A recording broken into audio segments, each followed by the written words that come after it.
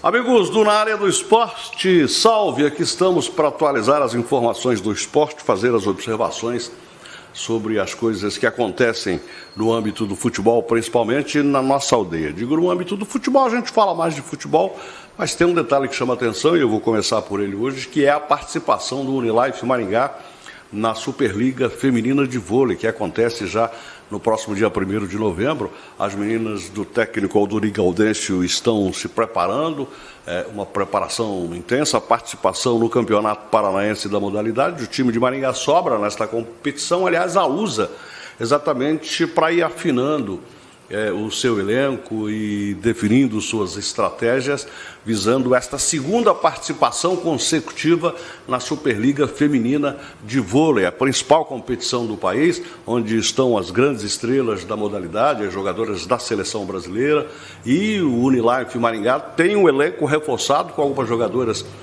bastante experientes que foram contratadas. As principais jogadoras foram mantidas, outras, algumas importantes na temporada passada, se desligaram, foram para outras agremiações, mas a base foi mantida e reforços foram contratados. Portanto, há uma expectativa de que o Unilife Maringá, vôlei feminino, faça uma campanha melhor do que a anterior, quando ficou na 10ª colocação, o suficiente para se manter na elite da modalidade. Não caiu, porque as duas últimas equipes caem, foi o que aconteceu com o Curitiba Vôlei, por exemplo. E com isso, as meninas maringaenses são as únicas que representam o Paraná nesta competição. Portanto, a estreia no próximo dia 1º, me parece que uma semana depois, o primeiro jogo no ginásio de esportes Chico Neto. Vamos prestigiar as meninas, porque afinal de contas, esta competição não é uma competição qualquer. Pelo nível internacional que tem o vôlei brasileiro, esta é a principal competição do país. Por isso, dá já para se ter uma dimensão do quão importante é este torneio, e Maringá tem um time a representá-la nesta Superliga Feminina de Vôlei, a única equipe do Paraná. Em relação ao futebol, as equipes profissionais estão começando a se organizar, visando a temporada de 2023. A Federação Paranaense de Futebol realizou nesta semana o arbitral que determinou as regras. As regras são as mesmas da temporada passada. 12 equipes participam.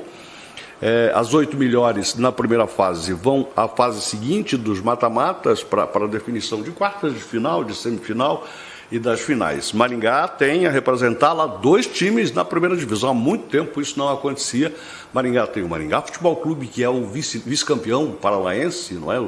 O time que já acertou com o técnico Castilho permanece, a comissão técnica, permanecem os principais jogadores, o vice-campeão, e tem o Aruco Esportes Brasil, o Aruco Maringá, não é? O Samurai Black, que conquistou consecutivamente a 3ª divisão do estadual, depois na 2ª divisão subiu, não conquistou o título quem conquistou foi Foz do Iguaçu, outra novidade da elite do futebol paranaense, o time da Fronteira. Mas, como vice-campeão, o Aruco Maringá subiu para a 1ª divisão, e estas 2 equipes. Fica a expectativa agora por conta do derby, não é? Do choque entre as 2 equipes. Quem terá maior torcida? É quase certo, por hipótese, por indicativo, que o Maringá, que já está consolidado. O Maringá, vice-campeão, fez uma excelente campanha neste 2022, tem já o seu contingente de torcedores, mas o Aruco também, uma agremiação bastante simpática, vai buscando seus torcedores. As 2 vão disputar. A tabela vai ser divulgada ainda pela Federação Paranaense de Futebol. Há uma possibilidade até de que na estreia aconteça o derby, Maringá Futebol Clube contra o Aruco, porque normalmente, isso não é regra, mas comumente a Federação Paranaense de Futebol, na rodada inicial da competição, opõe equipes das divisões distintas. Por exemplo, o Curitiba, atual campeão, dentro desta tese, jogaria contra o campeão ou vice da 2ª divisão. No caso, o vice é o Aruco Esportes Maringá. E o Maringá Futebol Clube, vice-campeão, poderia jogar contra o campeão ou vice da 2ª divisão. O campeão da 2ª divisão deste 2022 é o Foz do Iguaçu e o vice-campeão é o Aruco. Portanto, há uma possibilidade de que a federação determine a realização deste derby de maringaense já na primeira rodada, mas eu acredito que isso não vai acontecer. Seria queimar cartucho, não é? Desperdiçar a oportunidade de um momento mais lancinante no meio da competição, fazer com que essas duas equipes se enfrentem no Estádio Regional Willie Davids. Tanto o Maringá Futebol Clube como o Aruco Esportes Brasil, o Sport Maringá, o Samurai Black, trabalham na montagem de seus elencos, mas por enquanto poucas novidades. Estas novidades devem acontecer a partir deste final de outubro e no comecinho de novembro, quando as equipes já estarão se preparando. O campeonato vai começar em 15 de janeiro. O arbitral definiu que o campeonato começa em 15 de janeiro, portanto, em novembro, os times já estarão se preparando, os times já estarão com seus elencos completados, disputando amistosos eventuais e fazendo treinos visando a estreia no dia 15 de janeiro. Em relação ao Maringá Futebol Clube do Campeonato Paranaense Sub-20, começaram as semifinais da competição. O Maringá Futebol Clube se classificou, tem como adversário o Atlético Paranaense, e fizeram o primeiro jogo no sábado no Estádio Regional Willie Davids, uma partida muito equilibrada, uma demonstração do que as equipes fizeram ao longo da competição. Antes tinham se enfrentado 2 vezes, com uma vitória para cada um, e neste jogo, no jogo de sábado, o Atlético Paranaense levou a melhor por 1-0, venceu no Estádio Regional Willie Davids por 1-0, o rubro-negro, portanto tem a prerrogativa do empate no jogo de volta, que vai acontecer já nesta sexta-feira, dia 28, lá no CT do Caju, na região metropolitana de Curitiba, que é o CT do Atlético Paranaense. E os torcedores tricolores poderiam ficar pessimistas. Ora, se perdemos em casa, praticamente o gato da classificação maringaense subiu no telhado. Não é bem assim. É bem assim, não. Na fase de classificação, na segunda fase da competição, por exemplo, o Maringá Futebol Clube foi a Curitiba e venceu por 3-1. É bem verdade que depois, na volta também desta segunda fase, perdeu por 1-0 no Estádio Regional Willie Davids. Portanto, está posto que as equipes são muito parelhas, são muito parecidas, têm potencial técnico muito próximo. E o técnico Silvinho Canuto está confiante, ele aposta nos seus jogadores, no entender do preparador.